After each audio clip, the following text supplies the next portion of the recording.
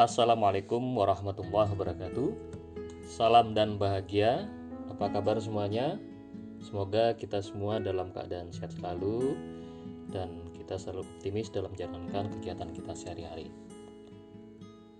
Baik, pada kesempatan kali ini saya akan menyampaikan materi mengenai penilaian jabatan atau yang biasa disebut dengan job evaluation. Jadi proses dalam kegiatan penilaian jabatan ini tentunya tidak terlepas dari kegiatan analisis jabatan sebelumnya. Jadi kegiatan-kegiatan analisis jabatan yang ketika sudah dilaksanakan nanti kemudian biasanya dilanjutkan dengan kegiatan analisis beban kerja, kemudian ada kegiatan penilaian jabatan yang mana tujuannya untuk menyempurnakan dari proses sistem yang ada di organisasi berkaitan dengan SDM, dan utamanya nanti digunakan untuk berbagai macam kegiatan dalam proses rekrutmen, kemudian sistem pengupahan, kemudian sampai nanti sistem promosi. Nah, yang perlu kita pahami, apa sih yang dimaksud dengan penilaian jabatan atau job evaluation?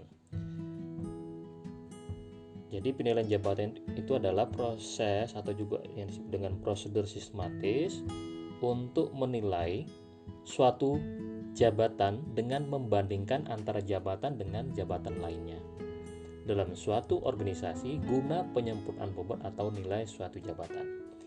Jadi proses penilaian jabatan di sini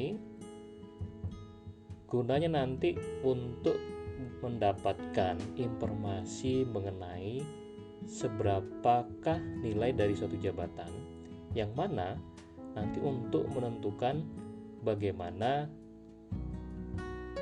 tingkat dari jabatan tersebut, yang kemudian ini nanti bisa digunakan juga untuk menentukan penggolongan jabatan. Nah, prosesnya ada proses dengan cara menilai dari bobot dari suatu jabatan itu maupun dengan cara membandingkan antara satu jabatan dengan jabatan yang lainnya. Nah, penilaian jabatan yang perlu kita pahami di sini, tujuan langsung prosesnya penilaian jabatan ini bagaimana nanti untuk mendapatkan yang sifatnya secara hubungan itu secara internal maupun eksternal berkaitan dengan upah dan gaji.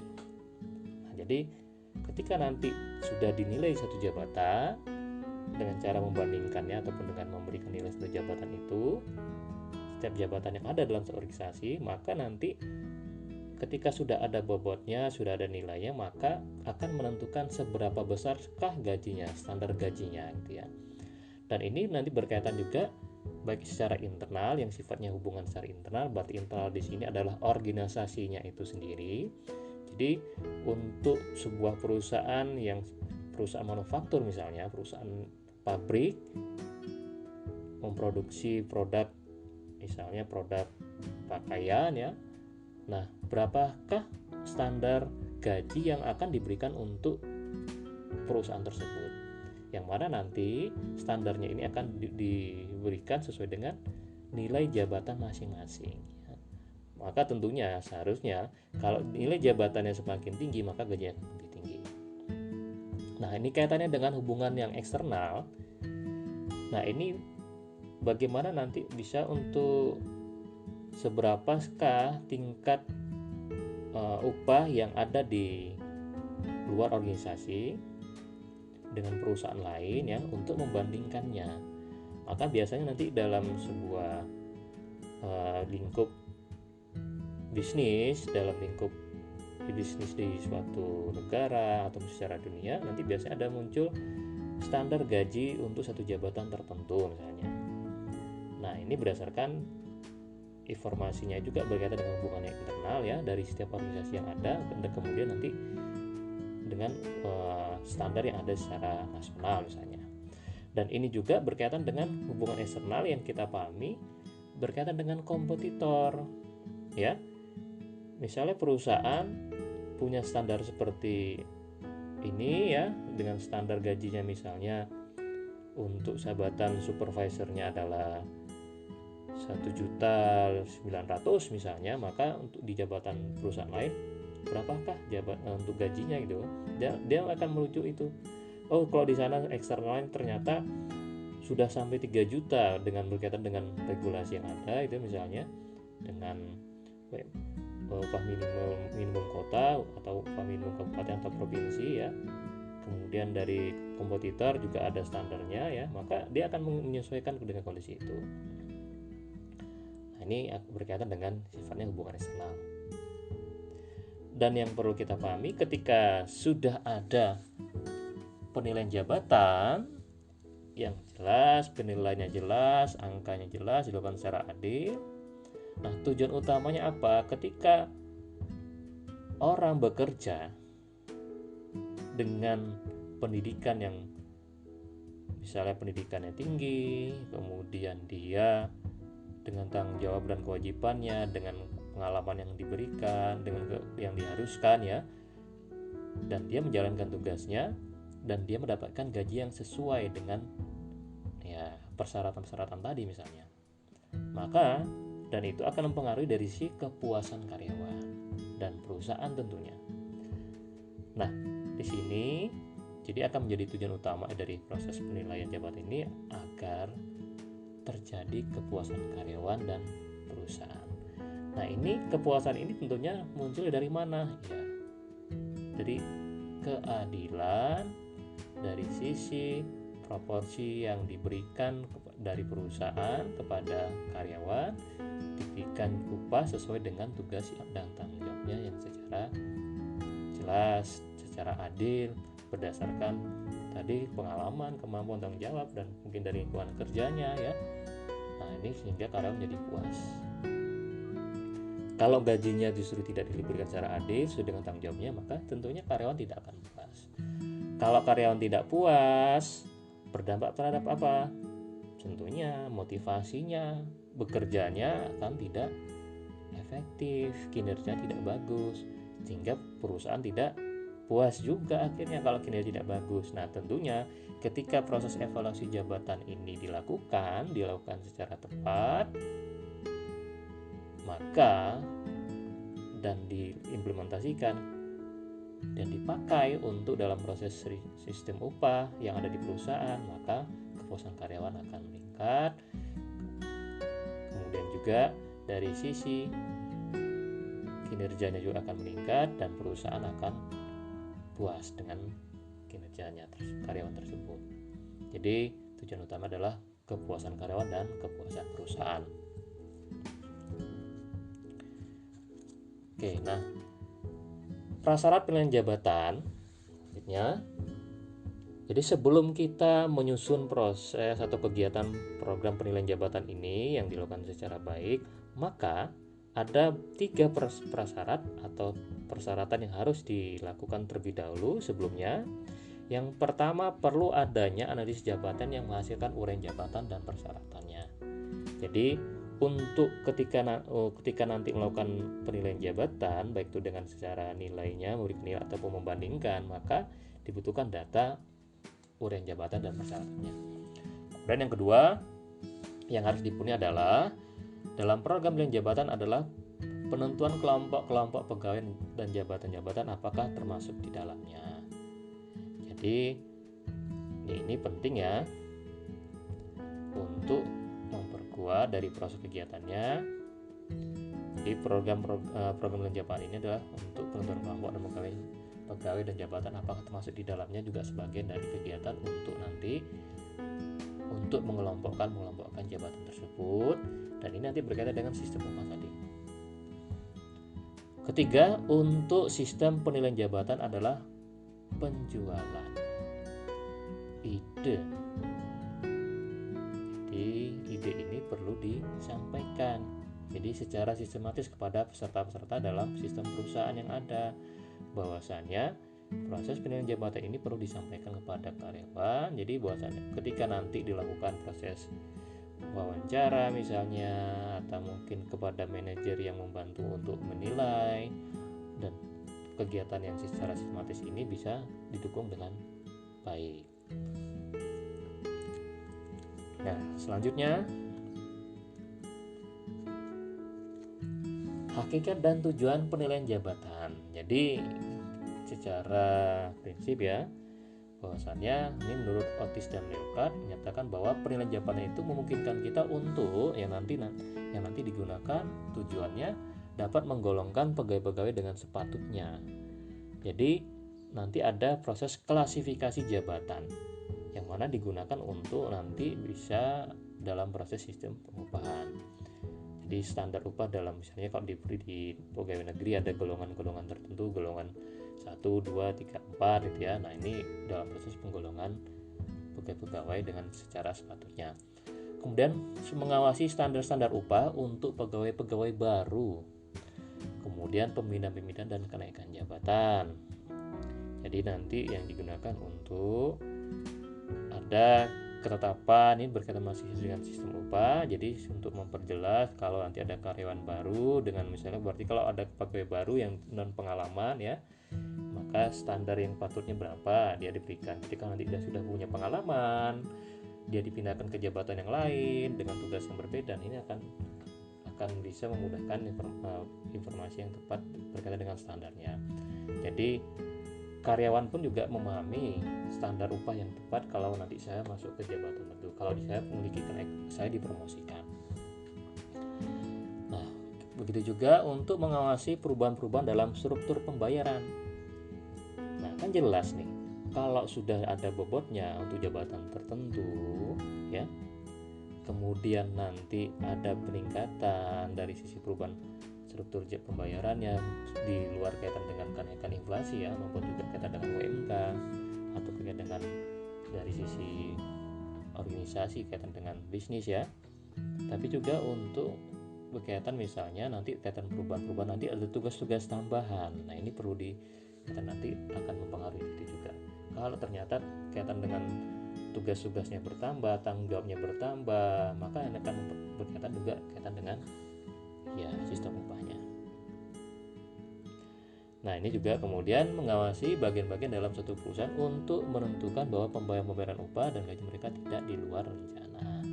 Jadi proses pembayaran kaitan dengan gaji itu sudah ditetapkan. Kalau ada karyawan baru gajinya berapa, kalau orang dipromosi gaji berapa, dan ini sudah tidak jadi kemudian nanti ada manajer kemudian atau misalnya bagian keuangan tiba-tiba menentukan sesuai dengan semaunya saja. Nah, ini di luar rencana itu. Maka ini untuk mengawasi yang kaitan dengan di luar standar. Nah, selanjutnya yang perlu kita pahami ada metode penilaian jabatan. Jadi untuk menentukan berapa besarkah nilai sebuah jabatan itu dilakukan dengan beberapa metode. Nah, ini ada metode yang kemudian dibagi menjadi dua metode utamanya, metode kualitatif, kemudian metode kuantitatif. Nah, kalau metode kualitatif yang saya disebutkan dengan dibagi dua ya, disebutkan dengan job ranking. Nah, ini yang tentunya yang secara kualitatif ya, yang paling lebih mudahnya secara kualitatif ya. Kemudian job grading. Ini berdasarkan sistem pengurutan tingkat, kemudian sistem pemberian tingkat atau klasifikasi job grading. Kemudian metode kuantitatif. Nah, ini dibagi menjadi dua dengan cara yang biasanya dikenal dengan point method atau sistem angka atau dengan berdasarkan poin. Kemudian yang lebih komprehensif lagi dengan menggunakan sistem pembandingan faktor atau factor comparison methods. Jadi ada dengan membandingkan beberapa jabatan, kemudian ini berdasarkan faktor-faktornya. Nah, kita jelaskan dari beberapa metode tadi ya. Yang pertama adalah metode yang kualitatif ya, metode pengurutan atau ranking system. Nah, ini membandingkan derajat atau tingkat satu jabatan dengan jabatan yang tanpa memberikan nilai dalam bentuk. Jadi tidak berdasarkan kita menilai manajer, misalnya manajer HRD nilainya berapa nih gitu kan.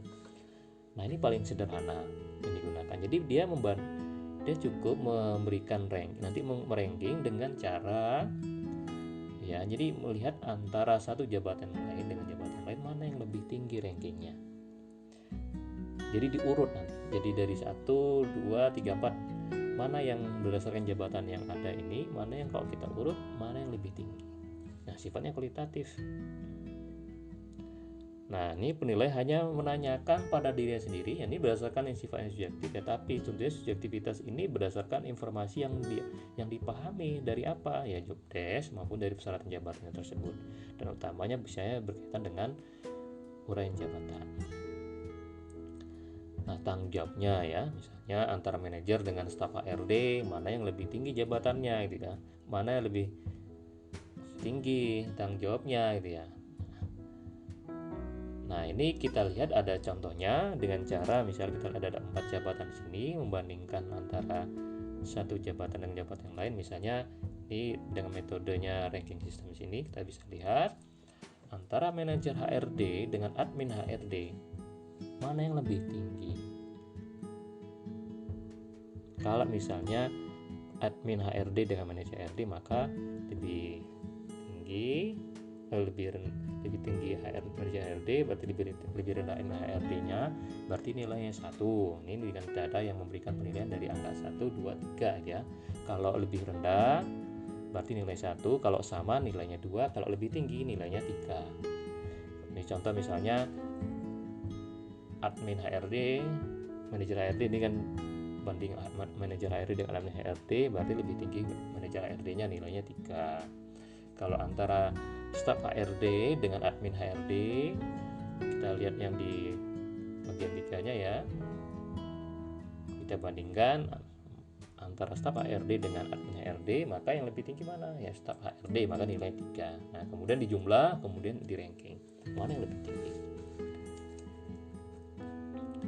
Nah, kemudian kita coba lihat di sini ada latihan ranking system, nanti bisa dicoba ya. Silakan. Ini ada 19 jabatan. Jadi dengan cara tadi, jika lebih tinggi maka nilainya 3, jika sama nilai 2, jika lebih rendah maka diberi nilai 1. Kemudian nanti dijumlah, setelah dilihat dari jumlahnya itu mana yang lebih tinggi, maka yang paling tinggi maka rankingnya paling atas gitu, atau ranking paling di ranking 1. Jadi untuk menurut ranking 1 ya mana, berarti nilai paling tinggi gitu ya. Nah, itu berdasarkan ranking system. Nah, selanjutnya kita coba dengan job grading. Nah, ini yang metode klasifikasi jabatan, yaitu jabatan-jabatan yang ada di dalam kelompok atau satu kelas tertentu.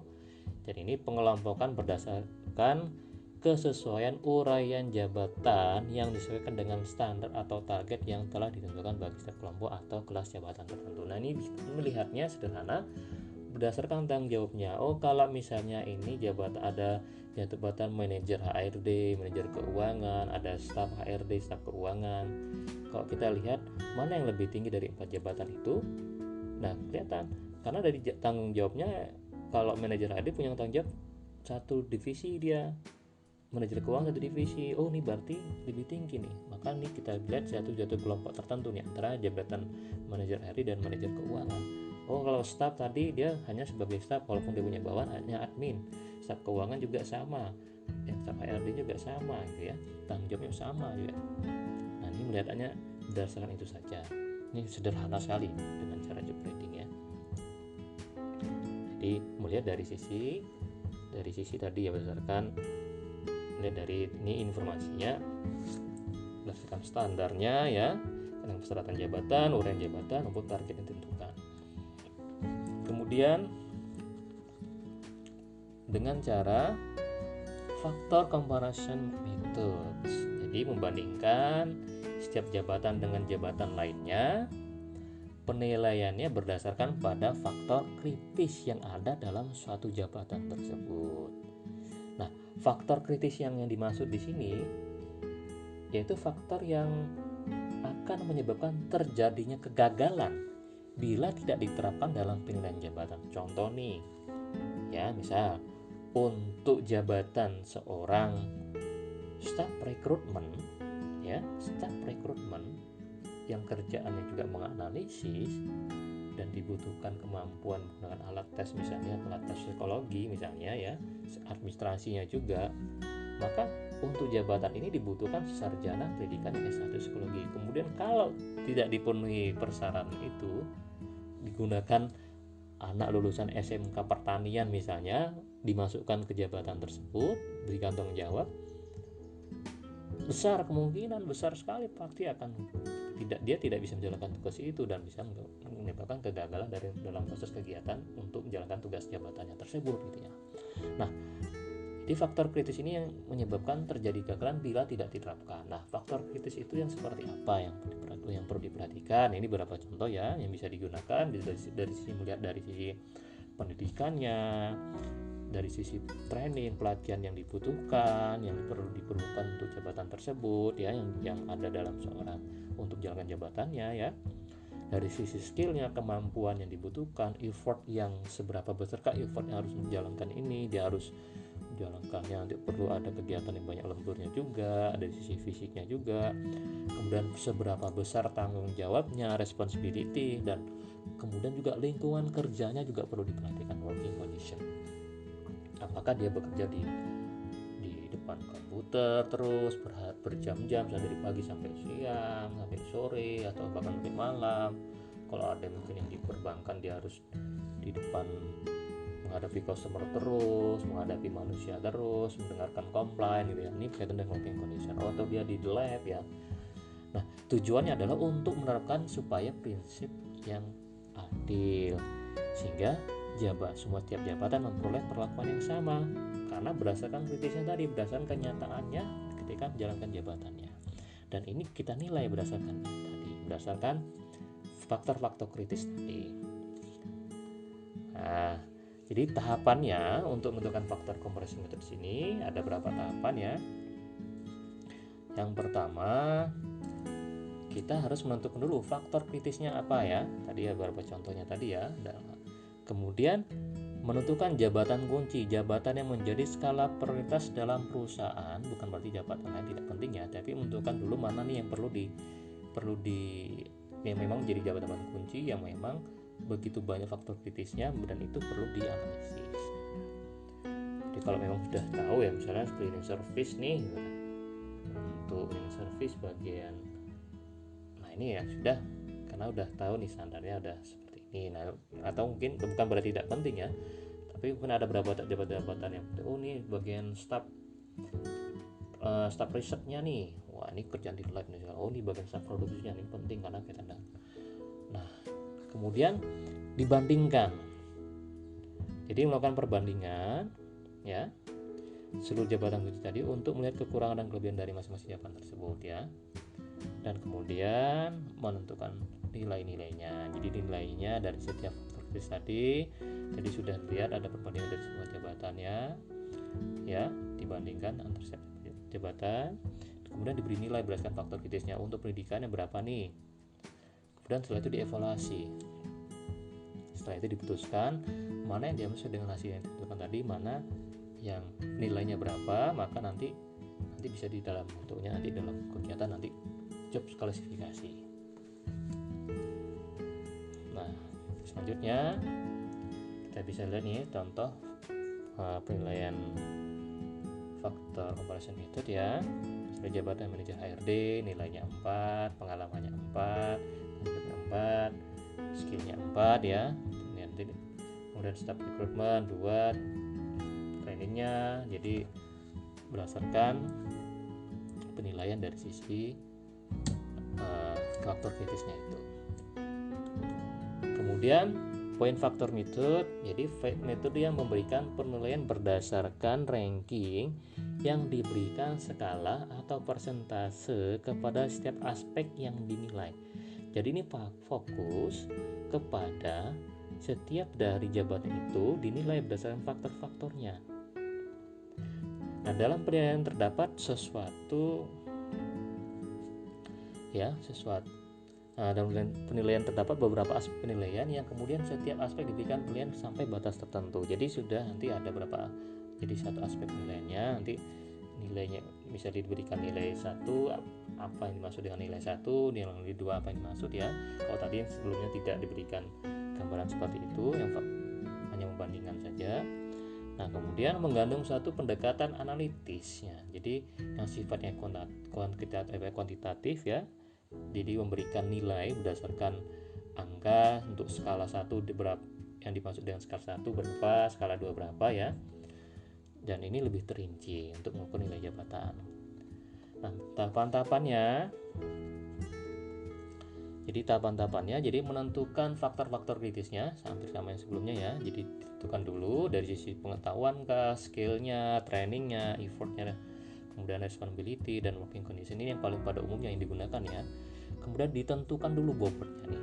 Nah, dari kalau yang tadi tidak ditentukan bobotnya, jadi langsung diberikan nilai ini sama, nilai berapa. Ini kalau udah, ini nilainya harusnya lebih tinggi ya. Misalnya manajer HRD dia butuh pendidikan yang lebih tinggi misalnya. Nah, kalau ini ditentukan bobotnya.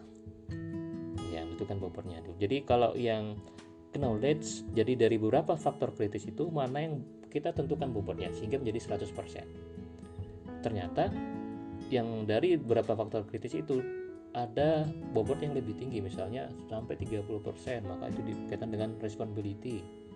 Nah, ini ada penentuan bobotnya. Kemudian menentukan taraf atau derajatnya dari faktor jabatan dan menentukan batasannya ya. Jadi berapa ya untuk tadi dari sisi tarafnya, untuk yang ini seperti skala ya, untuk faktor kritis yang kaitan dengan responsibility ya. Kemudian kalau 1 itu derajatnya seperti apa ya. Kemudian kalau 2 bagaimana, 3 itu bagaimana, ini masuk dengan 3 ya. Kemudian memberikan nilai, ini baru masuk pada proses pemberian nilainya. Oke. Kemudian, nah selanjutnya kita lihat di contohnya ya. Kita lihat di contohnya. Nah, jadi yang maksud tadi, nanti kita sudah menentukan faktor kritisnya ya, kriterianya apa. Di sini kalau kita lihat ini banyak sekali. Mulai dari sisi pendidikannya, tanggung jawabnya, pengalaman, usaha mentalnya, pelatihan, kondisi lingkungan kerja, fisiknya ya. Kemudian di situ ditentukan bobotnya ya, bobot masing-masing, kemudian ditotal menjadi 100%. Dan sini kita lihat dari sisi bobotnya yang paling besar adalah tanggung jawab 25%. Kemudian diikuti oleh pengalaman 20% dan paling kecil ada fisiknya 5%. Nah, dari situ kemudian kita lihat tarafnya ya. Kalau diberikan nilai levelnya 1, misalnya pendidikan itu adalah levelnya 1 untuk yang SMP, kalau level 5 untuk pendidikan yang S2. Jadi kita memberikan nilai nanti berdasarkan levelnya tadi. Dan itu berdasarkan taraf yang sudah ditentukan. Nah, ini memang poin faktor ini yang paling ideal yang digunakan. Karena jelas. Bahkan kalau kita lihat memang ada proses yang sifatnya juga kualitatif yang dia menentukan tarafnya juga di situ. Jadi informasinya yang jelas di sini. Kemudian baru kita nilai. Ya, misalnya untuk satu jabatan manajer HRD misalnya, tanggung jawabnya berapa, kriterianya ya. Kemudian di sini levelnya berapa, maka nanti dapat poinnya berapa gitu. Maka kemudian selanjutnya nanti ditotal.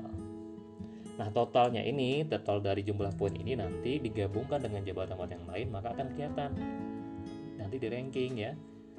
Setelah itu di ranking mana jabatan yang paling tinggi, atau kemudian nanti yang dari beberapa jabatan nilai itu nanti juga bisa diberikan ranks antara nilai berapa, maka nanti digolongkan menjadi satu golongan jabatan.